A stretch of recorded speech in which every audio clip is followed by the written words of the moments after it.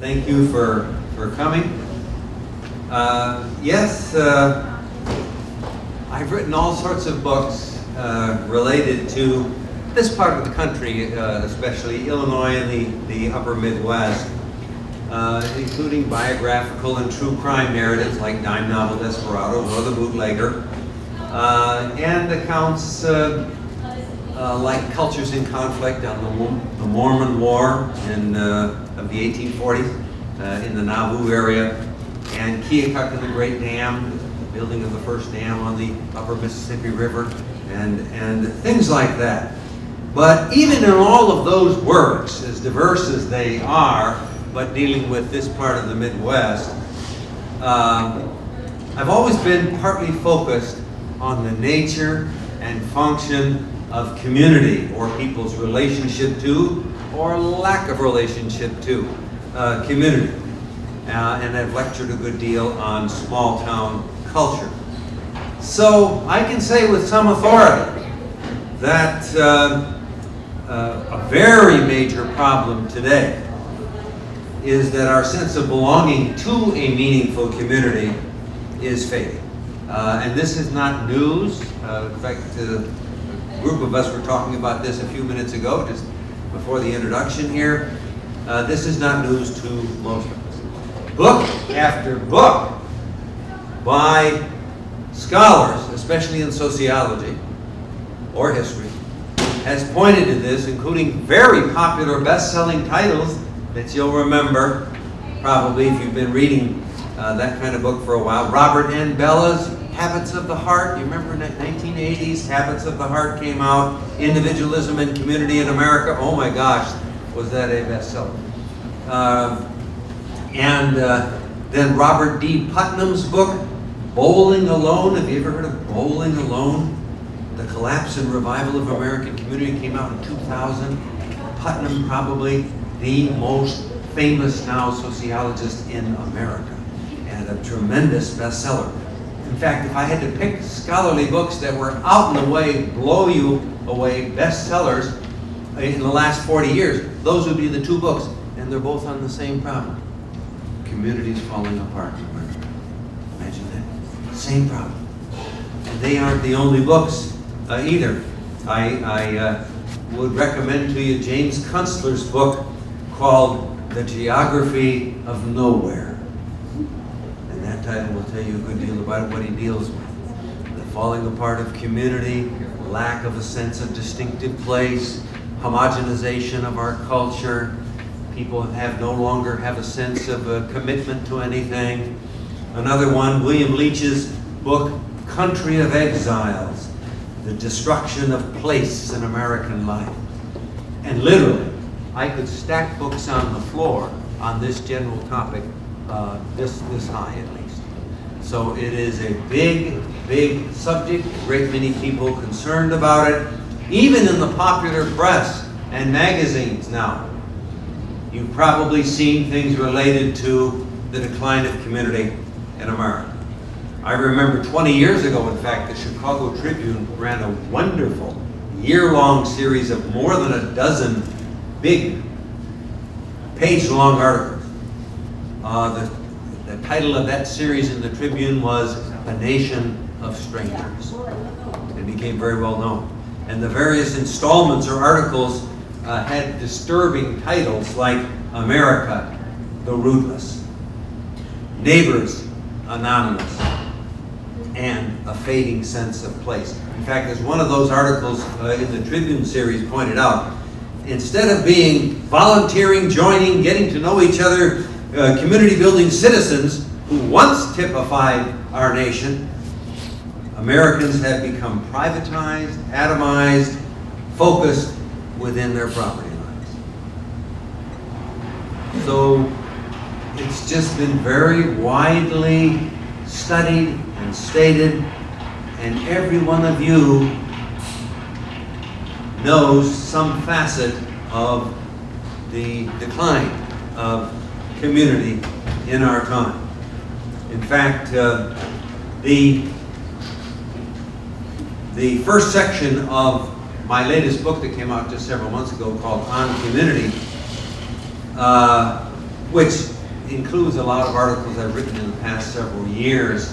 The first section is called Culture and Community in a Problematic Era. And I discuss the problem of community decline from various points of view.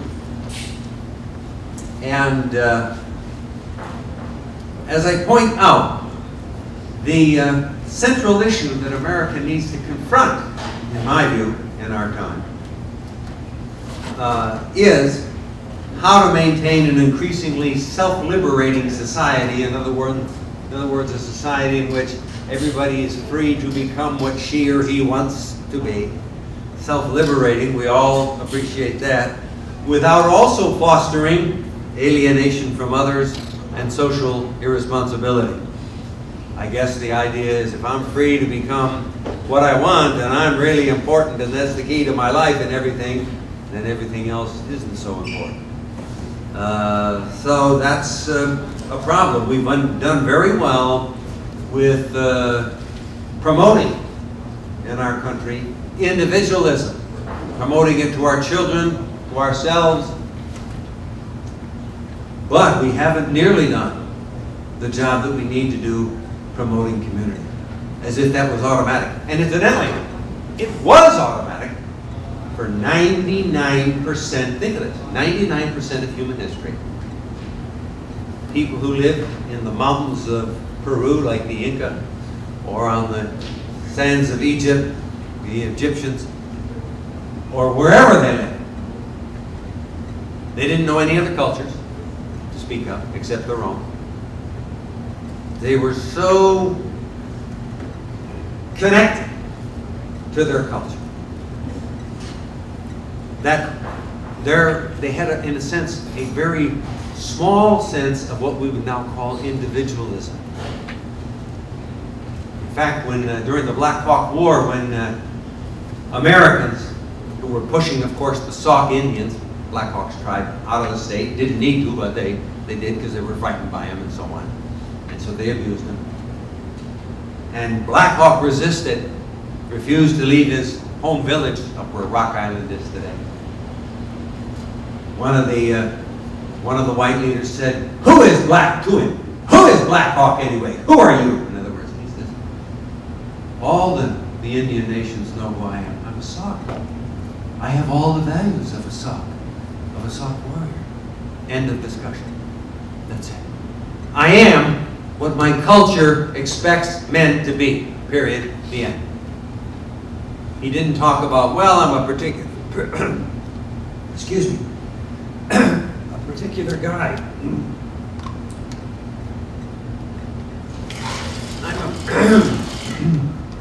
I'm a particular guy with a certain background.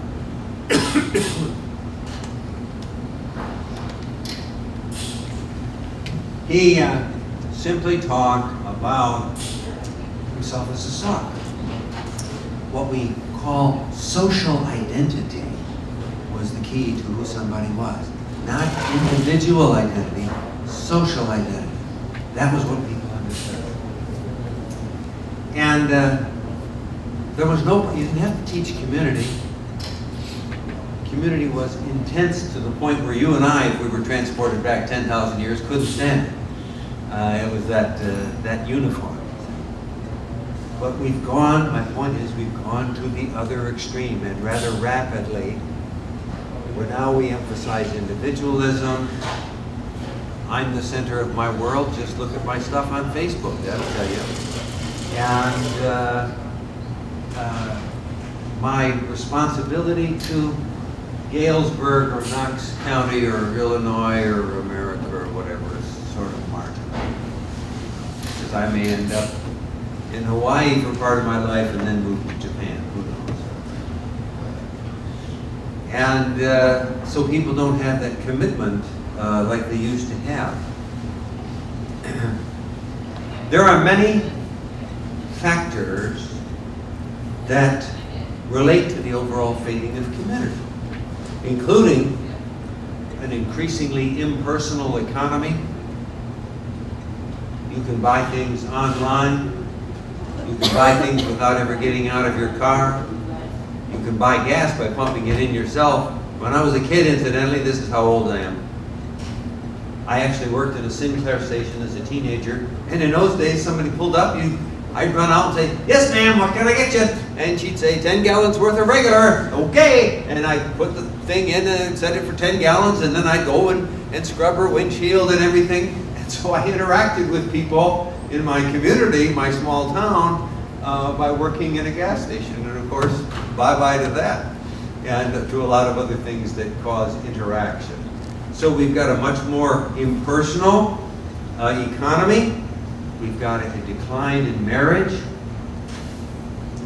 which could lead to a huge discussion. People don't stay married like they used to.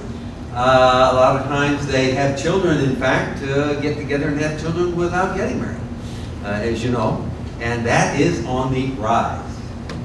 On the rise. And if you think that children raised in that kind of situation feel an intense sense of social responsibility, you're wrong. They've done studies, and those kids in that kind of situation generally have a more ambivalent sense of where they belong and what the responsibility is. Lack of focus in our schools on students belonging to a culture. We got into the business 30 years ago and so forth of trying to teach self-esteem in our schools, especially, let's face it, for poorer, disadvantaged youngsters, teach self-esteem, which is good. It sort of went off the deep end, however, and what we need to be doing is teaching them a sense of belonging. You're a young person, you belong in a culture that was created by all sorts of people to whom you owe something. And you relate to them very deeply. And your education is partly about finding out how much you are related to them, what you owe to them, what your responsibilities are. That's a very different approach to education. So education has changed in a lot of ways. And the rise of disconnection among senior citizens, obvious to all of us. I was just saying to the president here before the talk about a little bit about myself, but and the fact that I have a granddaughter now who's a freshman in college in Florida. My sons are all in Florida. The grandkids are all in Florida. And so even though my wife and I still live in Western Illinois, we're 1,100 and some miles from our family, and we don't expect to ever close that gap. And they're not coming back to Illinois. So there you go. And all of us know people with children who are on the West Coast or the East Coast. I know some families who have kids on both, grown-ups on both coasts, or in other countries, in Sweden, in France, in Belgium, and so forth. Families are scattered. Okay, fine. When you're young enough, and if you have the money, you can fly over to see them once in a while. Doesn't make for too much intense involvement, but nevertheless you can do that. But what about when you get older? Then what happens? What are you going to do with mom and dad then? When they're 89 years old and they need a little assistance and so forth, and you're 2,000 miles away. So you've got a rampant increase in disconnection and loneliness among older people. Every senior citizen residence agency has to cope with that kind of issue. The decline of sheer neighborliness is a problem. People in Galesburg 100 years ago and more, if you stop one of them, they can tell you everybody who lived on the street. When they walked down the street, they'd wave and say hi to people who were sitting out on the front porches. Yes, that's what those porches were 4 years ago, before air conditioning and so forth. And they knew everybody up and down the street. Whether they hung out with them or not, they were part of the same community. There was that intense involvement. And when you went downtown to shop, you interacted personally with the meat cutter and with other people. And we don't do any of that anymore. And you wonder why communities are declining. People live here, but let somebody else take care of it. I'm not involved. And what's happening to your groups in town? Talk to the local Elks. Talk to the local Rotary. Talk to the local American Legion, the VFW. membership is down, and even if the membership generally stays up, the active members are way down. Way down.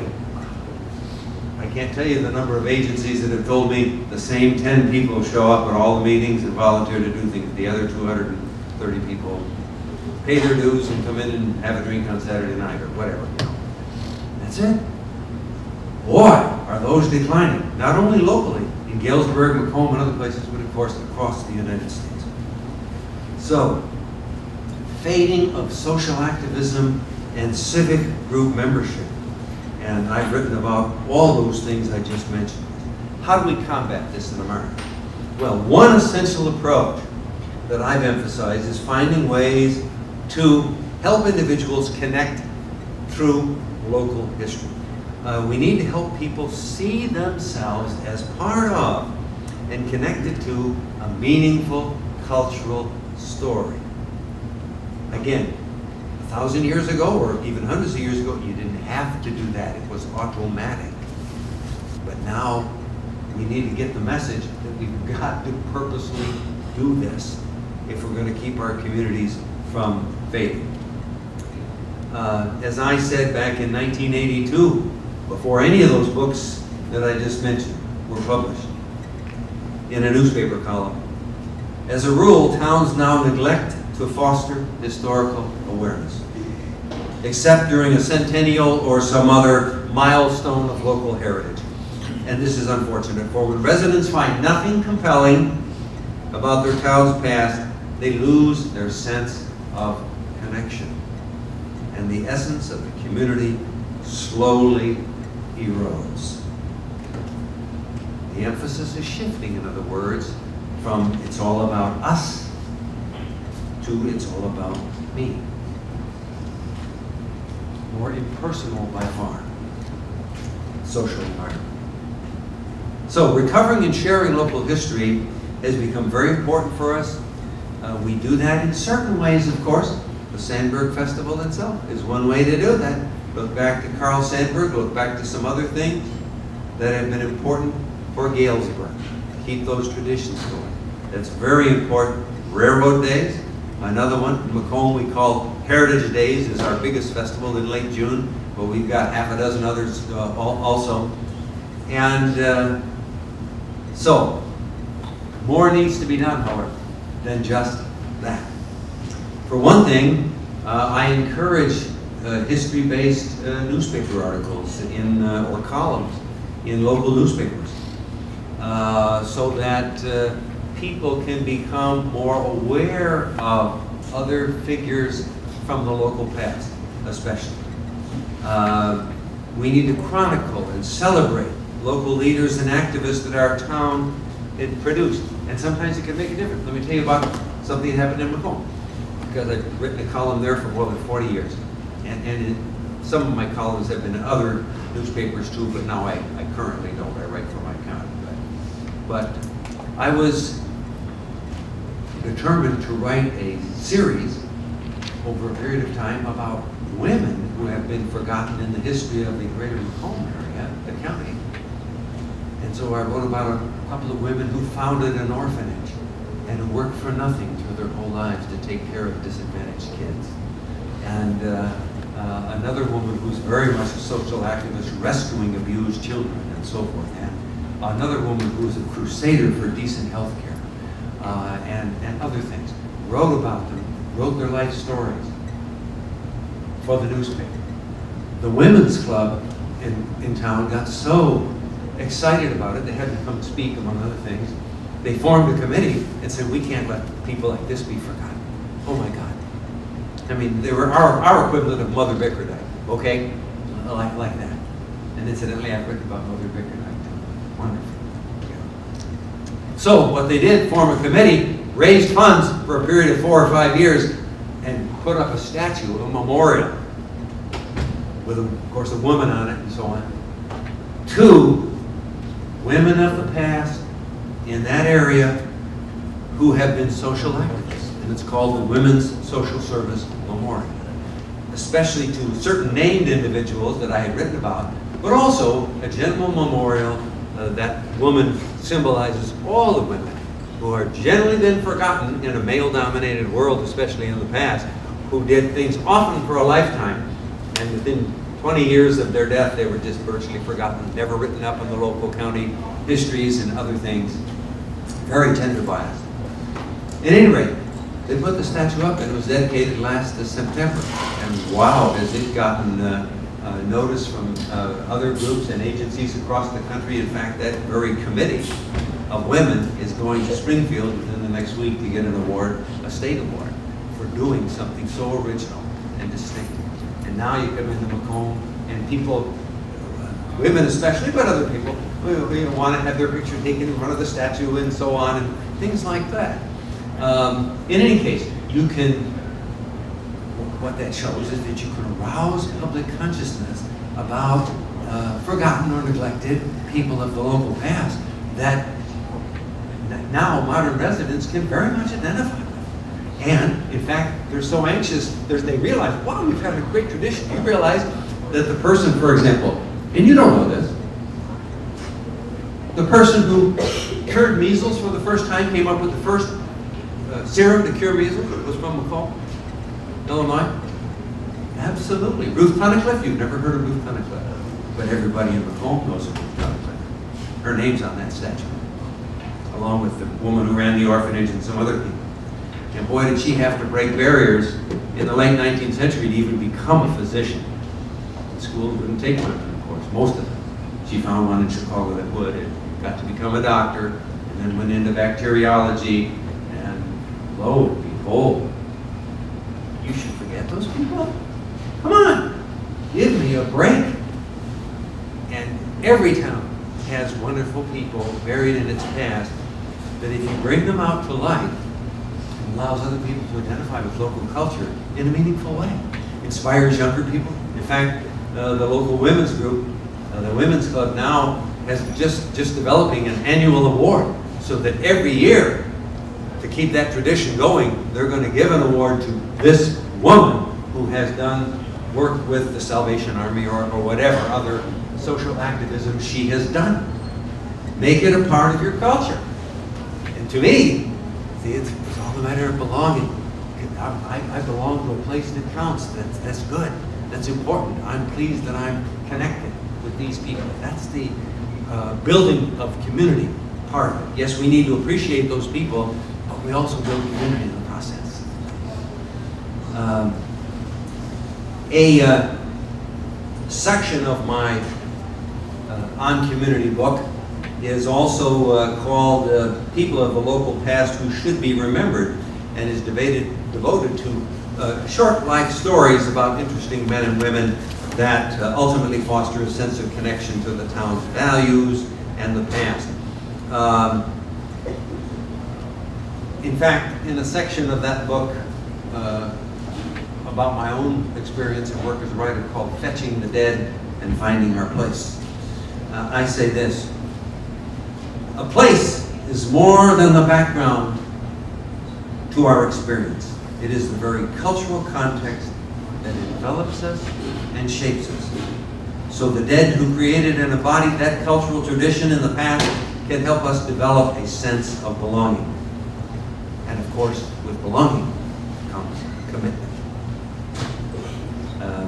Another of my books, the one that came out just before this one, and I've been working recently trying to experiment in developing new approaches to local history, kinds of books of local history that haven't been written before. And this one, called Here to Stay, Reflections on the Dead in a Small Town Cemetery, is yet another approach to getting living people to become increasingly aware of the stories, the lives, the inner qualities of people who made up the community in different periods of time. In that particular book, Here to Stay, and of course they're here to stay because they're buried in the area. Here to Stay includes the very founder of Macomb, the equivalent of George Washington Gale, James Campbell in our town, who's buried there, and people after him. What made them tick? What drove them? And so on. So that people can relate to individuals from the past and more deeply belong.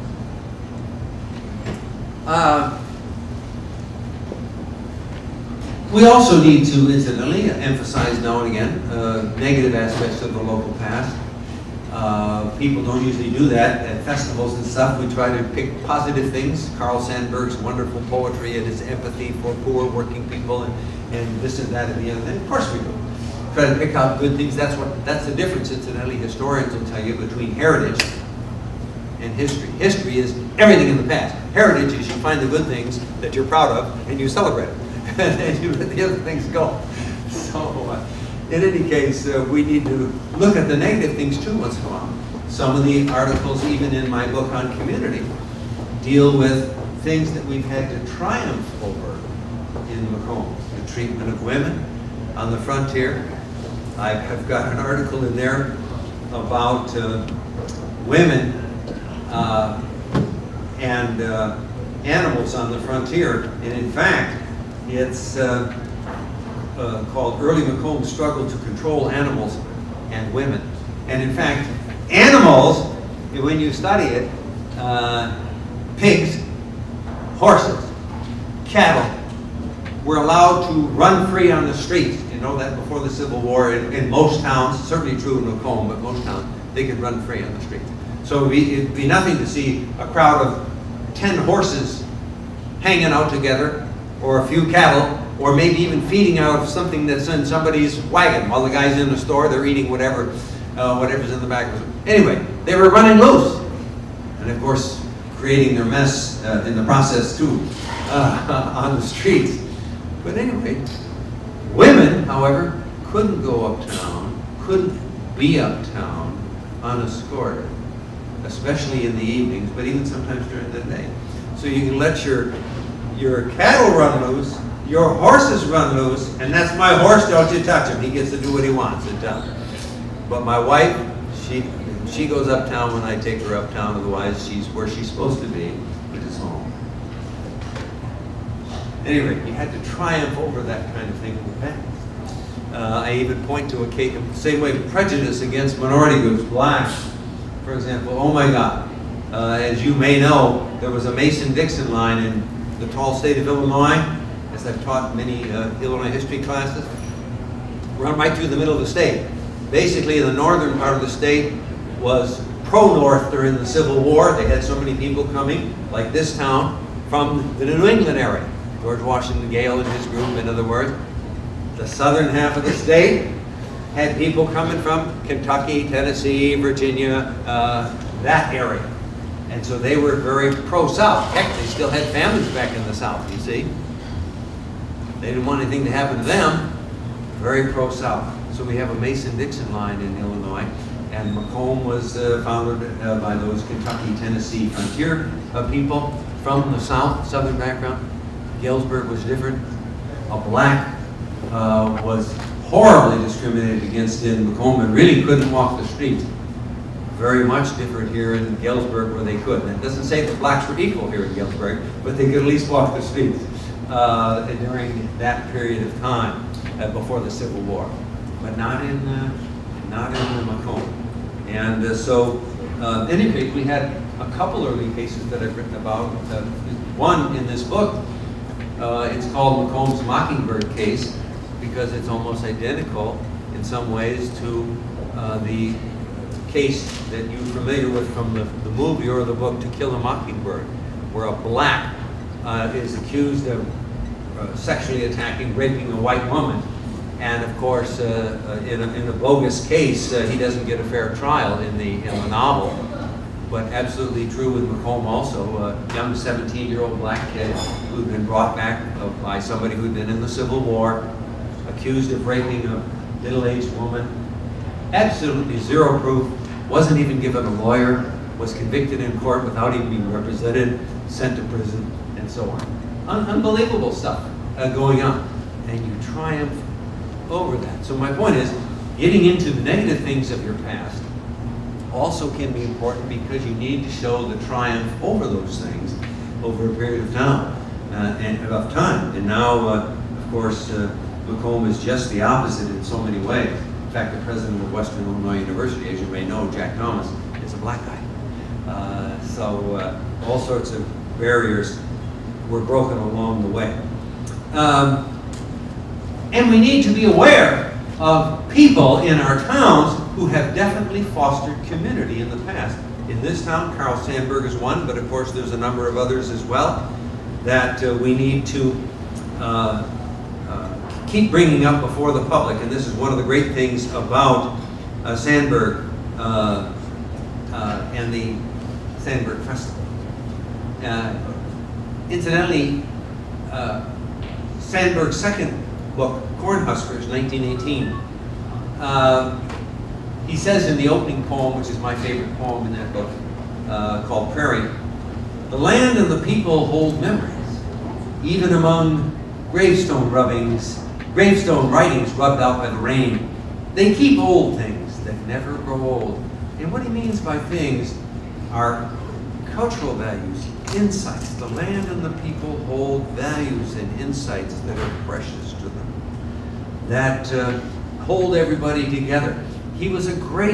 Sandburg was a great advocate of social connection through a sense of relationship in place over time.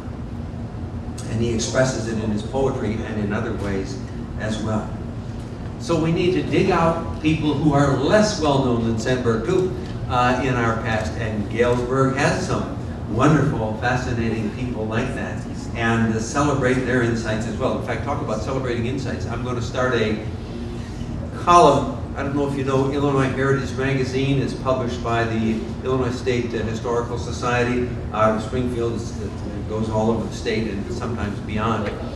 But I'm starting, as of the late summer issue, I'll be starting a column in Illinois Heritage, digging out fairly little known people of the past in the state who need to be more well known. People that we can get inside of, relate to, realize what they went through, realize the values that were propelling them to do this or that or something else. Try to help people identify with the state of Illinois in the same way. And let me say that that there's a variety of other approaches you can use also, and each community needs to think of different ones. Here's one volume in a series that I did starting in the early 1980s. This is, I don't know if you've ever seen the Tales from Two Rivers volumes. Tales from Two Rivers are short memoirs by older people from the Western Illinois area. Memoirs that help people understand the personal past in this area, but also these people are talking, expressing their memories about school days, decades ago, generations ago, small town life, family life, all sorts of things a long time ago. Oh my gosh, though we started those in the 1980s, we couldn't believe how well those sold. Those memoir volumes by people from the Western Illinois region, gathered under various topics and so on. And as I say, we ended up putting 7 volumes out over a period every few years. So this is something that we need to do more of too. We need to show that we value the memories of older people. Every community of any size, like Galesburg, has senior citizen housing, for example, assisted living and so forth.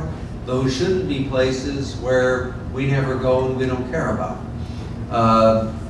And one of the things we can do is go to those places and say to older people, tell me, what do you remember most about school days or about whatever topic you're interested in? And get them to either tell you or write their memories of years ago. Because again, we live in a world in which change is so darn rapid. And again, this is unprecedented too in the history of humanity. As I told any number of classes, I used to teach classes in literature and history and related topics. They let me do just about what I wanted. But the biggest, at Western, after a while, the biggest topics I could find, in other words, I'm the opposite of the specialized guy. I would say to students, okay, we're going to look at several cultures, we're going to talk about culture change over 1,000 years, we're going to do this, we're going to do that. So I wanted to think in very large terms, and don't forget that in early cultures, as I used to say to them, the world you were born in was the world you died in. basically, it didn't change significantly in your lifetime. And now, the world I was born into and raised into as a kid, back in the 1950s, 40s, late 40s and 50s, is long gone. In fact, there's an article in my own community book about my background in a little village up on the northern part of the state, where there were over 500 dairy farms alone. It was almost a part of Wisconsin, but 500 dairy farms alone within my county and the nearby areas of my county. And now there's two after 500 in one guy's lifetime. I mean, totally different world. Of course, that's partly because if you're anywhere within 70 miles of Chicago, it's going to obliterate your culture. But anyway, we have such cultural change that we need to keep track of it and help people record their memories of changes that have taken place in their life and what it has meant to them. And boy, senior residence housing are wonderful locations to do that kind of thing. So there's all sorts of different approaches that we can take. We need to expand our concern with bringing the past to the awareness of people who live in our communities, so that you can foster a sense of interconnection, so that you can be inspired by your past, so you can get a deep sense of belonging, greater social responsibility and commitment to keep traditions going. And we're just learning to do that. We're just learning. There's a lot of other approaches that communities need to try. So good communities offer people opportunities for interaction with the local dead as well as the living by coming to terms with those lives. And we shouldn't just allow our communities to sort of be reduced to impersonal places, because then you're going to have all the negative problems that I mentioned earlier in my talk. And so I'm very pleased that the Carl Sandburg Festival has been doing so very well, and it has expanded and so on. That's a wonderful tribute to the people who've been working so hard behind it, but also a wonderful example to some other places of what they might do with meaningful festivals that are concerned with values from the past, which Sandburg Festival very much has been, and so on. In any case, thank you very much. It's been my pleasure to be here.